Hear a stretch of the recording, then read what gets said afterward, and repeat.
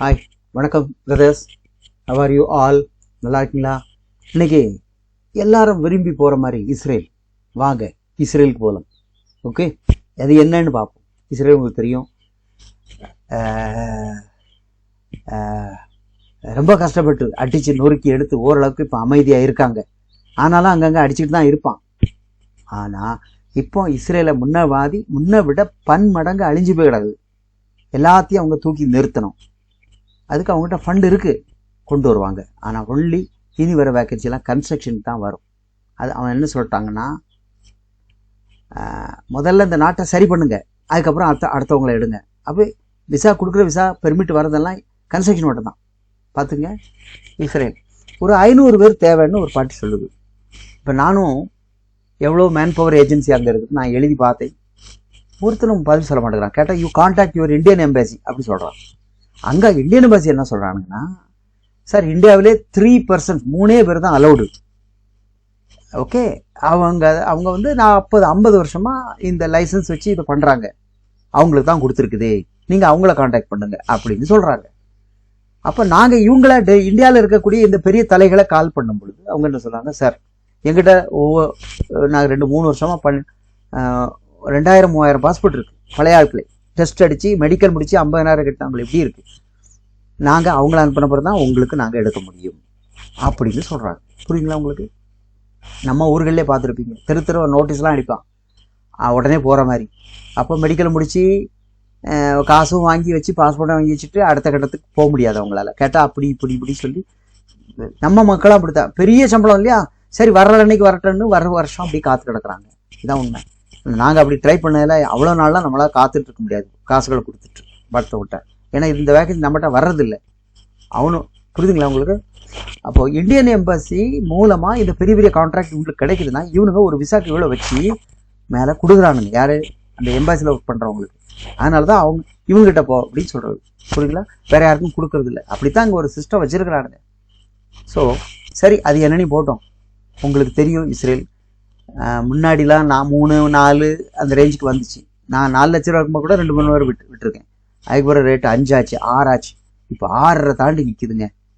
கன்ஸ்ட்ரக்ஷனாக இருந்தால் கூட என்ன செய்ய முடியும்? நமக்கு வந்தால் தான் சொல்ல முடியும். நாம் டைரெக்டாக போய் முடியாது. ஓகே, அவங்க என்ன சொல்லணும்னா, நம்ம ஆர்டர் கேட்டாலும் ஒன்றால் 500 ஆள் கொடுக்க முடியுமா? இப்போ வெல்டர் 10 பேர், ஃபிட்டர் 10 பேர், மேசன் 10 பேர் எல்லாம் நீ கொடுத்தா மட்டும் உன்கிட்ட கொடுக்குறோம். இதில் கொஞ்சம் அதில் கொஞ்சம் அப்படின்னா வேண்டாம். யார் எங்களுக்கு மொத்தமாக தராங்களோ அவங்க தான். அப்போ பெரிய ஏஜென்ட்டு வருஷக்கணக்காக காசும் வாங்கி பாஸ்போர்ட்டை வாங்கி ரப்பர் பண்டர் போட்டு வச்சுருக்கான். அவங்ககிட்ட வந்து மொத்தமாக எடுத்துகிட்டு போயிடுறானுங்க. ரைட்டுங்களா? ஓகே மேடியப். எனக்கு வருத்தம் தான். ஒரு 50 பேர் 100 பேர் இஸ்ரேலுக்கு அனுப்பணும். ஆனால் சிச்சுவேஷன் எப்படி இருக்குது? அமௌண்ட்டு பெருசு பார்த்தீங்களா? கன்ஸ்ட்ரக்ஷன் வேலைக்கு போகிற யார் இவ்வளோ அமௌண்ட் கட்டுவா? உண்மையிலே இப்போ 6 தாண்டி இருக்குது செலவு. இன்னும் கன்ஃபார்ம் இல்லை. ஓகே, டிக்கெட்டு முன்னாடி கம்மியாக இருந்து இப்போ டிக்கெட்டு ₹1 தாண்டி வருது. ஓகே, அதாவது 70,000-80,000 போனவங்க இப்போ 1.25 லட்ச ரூபா காட்டுது. ஆனால் இது போக குறைஞ்சிரும். இப்போமே ஆரம்பிச்சாதான் அவங்க ஜூலைக்கு பிறகு தான் பெர்மிட் இஷ்யூ பண்ணுவாங்க. மே முடிஞ்சிருந்த மே ஆரம்பிச்சிருக்கு இப்போ இல்லையா? ஜூன் கடைசியிலேருந்து ஃப்ளைட் போகுது. அது வரைக்கும் இப்போ ஃப்ளைட் ரொம்ப லிமிட்டட் பண்ணியிருக்காங்க. ஸோ கன்ஸ்ட்ரக்ஷன், அதாவது நான் என்ன சொல்கிறேன்னா, கன்ஸ்ட்ரக்ஷனில் இந்த வேலை தெரிஞ்ச நீங்கள் ஓகே, ஒரு வேளை தெரியல ஆனால் அந்த நாட்டுக்குள்ளே போகணும் அப்படின்னா கன்ஸ்ட்ரக்ஷன் சம்மந்தப்பட்ட ஏதாவது டாக்குமெண்ட்ஸ் ரெடி பண்ணுங்க. புரியுதுங்களா? கொஞ்சோண்டு தெரிஞ்சாலும் போதும்.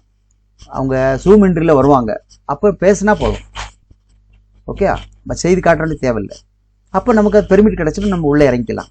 உள்ளே இறங்கின பிறகு அந்த வேலையை அடுத்தவனை பார்த்தே நம்ம செஞ்சுக்கலாம். இல்லையா, என்னால் முடியல, சரி நான் லேபராக வேலை செஞ்சுக்கிறேன் அப்படின்னு சொல்லிக்கலாம். இல்லையா? போகிறதுக்கு வெளியே அதான் சொல்கிறேன். ஸோ இஸ்ரேல் இப்போமே ஆரம்பிக்கிறோம். இஸ்ரேல் இன்னும் நிறைய வேக்கன்சி வந்திருக்கு. எல்லாமே கன்ஸ்ட்ரக்ஷன் தான் வருது. அதுக்காக அதனால் உங்களுக்கு போகிறதா இருந்தால் நீங்கள் ரெடி பண்ணுவாங்க. உங்கள் குரூப்பில் யாராக இருந்தால் ரெடி பண்ணி கொண்டு வாங்க. ஓகே, ஆரம்பத்தில் இதுக்கு அட்வான்ஸ் இல்லை, அப்ளை பண்ணி அங்கேருந்து இன்விடேஷன் வரும். இன்விடேஷன் அது ஜாப் ஆகிற மாதிரி தான் இருக்கும். சேலரியெல்லாம் அதில் மென்ஷன் பண்ணியிருக்கோம். அதுக்கப்புறம் பேமெண்ட் இருக்குங்க. சிலப்போ 1 lakh கூட வாங்குவோம். நாங்கள் கம்மியாக கேட்டிருக்கோம், $500 தரணும், இல்லை அவங்க $1,000 வேணும் அப்படி கேட்டுருக்காங்க. அதுக்கு பிறகு 1 மாதம் ஆகும் காசு கொடுத்துருக்கோம்.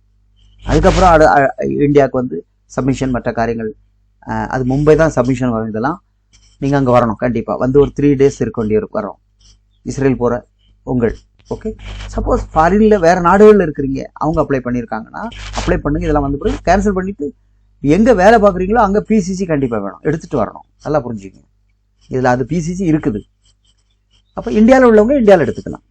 ஓகே, இப்படி இருக்கு. ஆக வாங்க, மறக்காமல் சப்ஸ்கிரைப் பண்ணுங்க. ஓகே, உங்கள் ஃப்ரெண்ட்ஸ்க்கு இன்ஃபார்ம் பண்ணுங்க. இஸ்ரேலுக்கு இப்போவுமே சொல்கிறேன், 1000 பேர் இல்லை, 2000 இல்லை, 3000, 5000, 10000 லட்சக்கணக்கான பேர் தேவை இந்தியாவிலேருந்து. ஆனால் காசு வச்சுருக்கணும். நானும் பார்க்கத்தான் சரி, ஃப்ரீயாக ரெக்கமெண்டாக வரணும்னா அதுக்கு சான்ஸே இல்லை. அங்கே கிடைச்சாலும் நடுவில் இருக்கவங்க விடுறதில்லை. புரியுங்களா? இப்படி வருது பாருங்கள் எப்படின்னு. இதில் மேல் ஃபீல் யார் வேணாலும் பண்ணிக்கலாம், மேல் ஃபீமேல்.